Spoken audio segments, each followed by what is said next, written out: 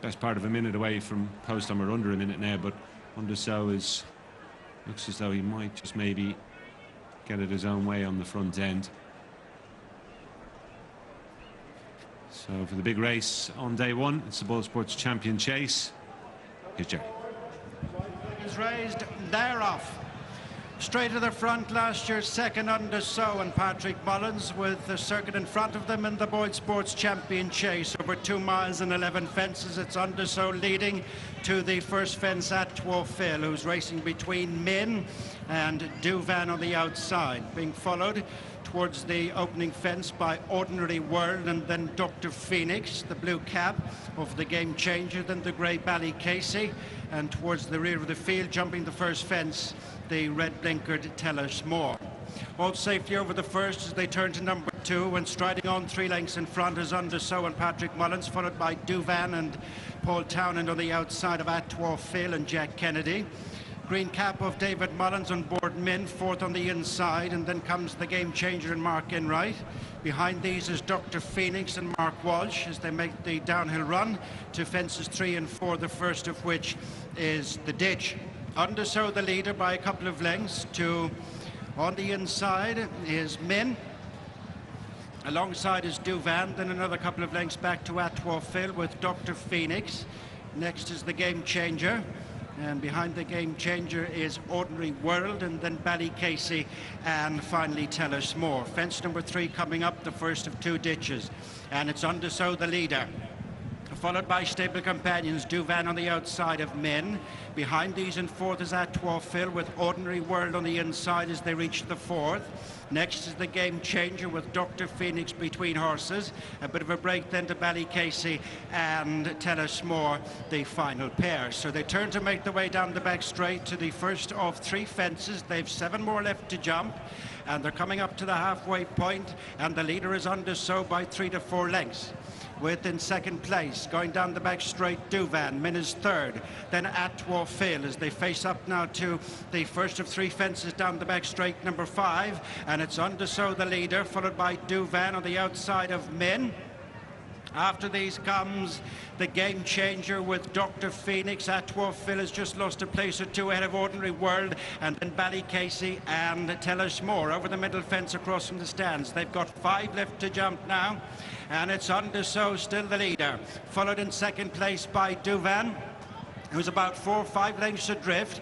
In 3rd place is Min, and after these going into 4th is Dr. Phoenix, and then comes the Game Changer with next on the inside Ordinary World, followed by Awakening Douvan, and then the back pair continue to be Tell Us More and Ballycasey. They're racing now to the 5 furlong point with 4 more fences left to jump, and it's Un De Sceaux blazing the trail.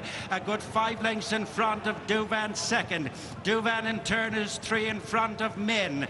Dr. Phoenix has moved 4th. On the outside is the Game Changer, and then comes Douvan, Ordinary World, Ballycasey and Tell Us More. The first of the 2 fences on the turn into the straight, over and clear as Un De Sceaux. Douvan second, followed by Dr. Phoenix, who's trying to improve into 3rd ahead of Min. Next is the Game Changer with Ordinary World. They've 3 fences left to jump, and it's Un De Sceaux and Patrick Mullins at the fence on the home turn, over and clear. Douvan second. Then comes Min with the Game Changer. Dr. Phoenix is now ridden along. Then Douvan. Ordinary World is trying to make ground, racing round the home turn with 2 fences left to jump. Un De Sceaux is ridden along for the first time in the race. Douvan is trying to close. Then comes Min, with after Min Douvan, Ordinary World. The Game Changer is next. They've 2 fences left to jump, and it's Un De Sceaux at the second last by 3. Slowly but surely closing is Douvan on the outside. The pair are out in front of Douvan, Min, Ordinary World. Down to the final fence in the BoyleSports Champion Chase. Un De Sceaux over from Douvan as they race into the closing stages. It's Un De Sceaux leading up the run in Douvan. It's a close Sutton Express, as Un De Sceaux is the sweetest of them all for Patrick and Willie Mullins. Second is Douvan, 3rd is Douvan, then Min, Dr. Phoenix, Ballycasey, Ordinary World, the Game Changer, and Tell Us More. Well, fabulous stuff. There were plenty of people, and I'd count myself amongst that number, who thought this horse might have been past his best, but he's rolled back the years here with a dashing display from the front under Patrick Mullins. Returned at 9-2. He was well backed Un De Sceaux, and the O'Connells and their merry band of supporters will get some kick out of this one. One of the great sights in racing when they turn up with all the paraphernalia. And Patrick did get his own way in front. He took a couple of lengths out of them at the start, but right from the word go, he was in a great rhythm. Douvan was keeping tabs on him all the way around, but Douvan was a little bit sticky over 3 out. That gave Un De Sceaux a little bit of leverage, and again at the second last. We see here, coming down to the final fence, this old horse just gets in nice and close, measures it beautifully, just puts himself right. Douvan, he's run well, but he can't get to Un De Sceaux.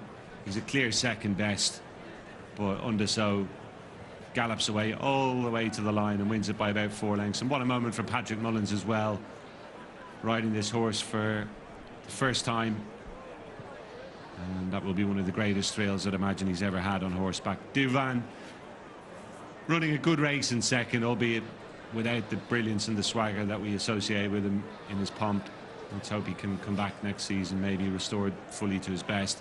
And at Twafill in the end it was, you got third for Gordon Elliott. He prevented the clean sweep for Willie Mullins. Min was fourth.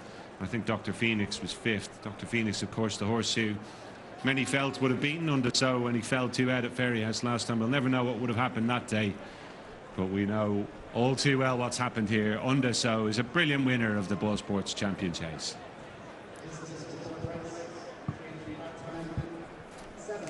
What a fantastic display. They're the Connells, who absolutely love the game. This is a horse of a lifetime. He's an absolutely magnificent little horse. And I thought Patrick gave him a really strong ride. That's exactly what this horse wants. You know, in days gone by, you're always trying to conserve a bit. Now I think you just want to send him. And he just took... Douvan was always counting, but he just took him out of his comfort zone, really.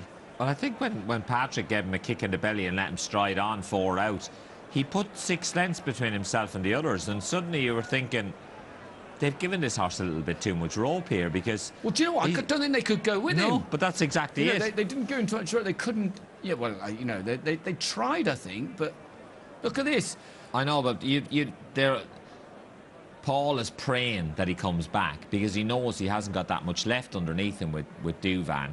But this horse Un De Sceaux, he is so game. He just meets his fences. He's absolutely magnificent. And as I said, even down the back straight there, Patrick was sending him, really letting him run. And look at that. He dances in front of the fences just to get himself right. Douvan, given that it's his first run for, you know, obviously, we know he fell, but his first proper run for absolutely ages. He's come on. He'd come on for that, you'd think, but look, no one would begrudge this little lad. And nobody begrudge Patrick either, no, because of course they wouldn't. You know, he'll love this, because for him this will mean everything, because to be part of that team, it's his dad who he'd love to be champion trainer, but for Patrick this is a special moment of his own. What with Gordon getting third, so he probably got back a couple of hundred. It looks like it, yeah. It looks like he's almost got 200,000 euro back in the title race. But Willie will like this for what it is, a superstar of a horse winning a Grade 1 at Punchestown. I love those Connells. They appreciate that they're lucky to have that they're lucky enough to get a really good horse like this. You can't just go out and say, although they did say to Willie, we want a Cheltenham horse, we want a real good one. He went, oh yeah, I found you one. But you never know. You can pay fortunes for horses and they don't turn out. You can buy a horse for 5 times what this lad costs, and you wouldn't find one as good and tough and genuine as this. It's absolutely magical. It's just like it's his 22nd win from 29 starts. Like, it's an unbelievable return, and he is a horse of a lifetime. There's Pat Healy, and there's Mum Jackie. She'll be very proud as well. She will. Look at that. It's lovely. Like, he had a hell of a time of it last year, Patrick. He managed to get on the right ones. He rode a treble on one of the days, and he almost managed to peg back Jamie Codd in the race to be champion amateur. I know. We were talking about the ground before, and I know this horse wants, testing ground. That's his bag. But they were finishing out the race. So, you know, I don't think this ground drill, we thought it was going to be, the boys were worried this morning, you know, they had all that rain overnight and everything, that it was going to be really, really testing. Just from the evidence that we've seen, it doesn't look too bad, Fitzy. It's far from bottomless, Luke, anyway. I think yielding to soft is probably about right, and, you know, maybe if it keeps raining and they open it up a little bit, it'll go soft, but it's not desperate conditions.